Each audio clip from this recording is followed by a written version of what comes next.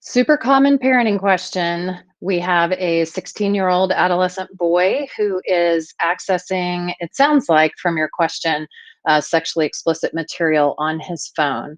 So, mom and dad, what's important to know is that the vast majority of our adolescents, if you look at the data, both male and female, are not only accessing and using pornography on a regular basis, but have had exposure to it from a fairly early age. And by the time it usually is discovered in their early adolescent or later adolescent years, it has become habitual.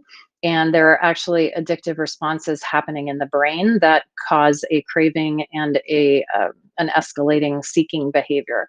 So, what we know about that is that shaming that, threatening that, or being adversarial toward that is not helpful. It actually drives it underground and fuels it. What we have the opportunity to do when we become aware that this is happening for our child is, rather than to be fighting against them, we want to be a partner with them, helping them navigate their sexuality in a very difficult online world. So, some ways that we can help them protect their sexuality, some of which are not probably going to be popular with our kids in the moment, are to put accountability and filtering software on all internet connected devices in the home.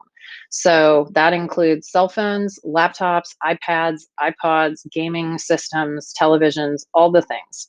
Another boundary that can be very helpful is to keep all of those devices out of children's bedrooms and bathrooms. Kids going into the bathrooms for long periods of time with their devices is not always helpful to their sexual development. And having those items kept in the public arena, in the family room, perhaps, that can be a really helpful guidance for our kiddos, where we sort of serve as the prefrontal cortex of their brain, because theirs has not yet developed. It doesn't develop until they're 25 or 26, and that's the executive functioning part of their brain. But that critical piece is, we want to be careful not to become adversarial about it and shaming of sexuality and punishing of sexuality, because what we want to do is be vision casting with our child, a vision of their healthy sexual future.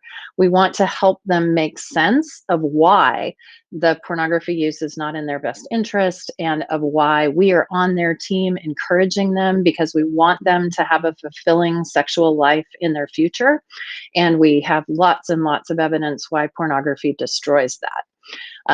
Of course, remember, porn habits do not go away with data and facts. We want to help with a combination of some filtering and accountability and really positive encouragement. At the end of the day, a 16-year-old boy is not going to stop anything unless he internally has a want to, rather than that being externally imposed. So, our invitation, our opportunity as parents, is to help our children have a want to as they visualize their healthy and fulfilling sexual future.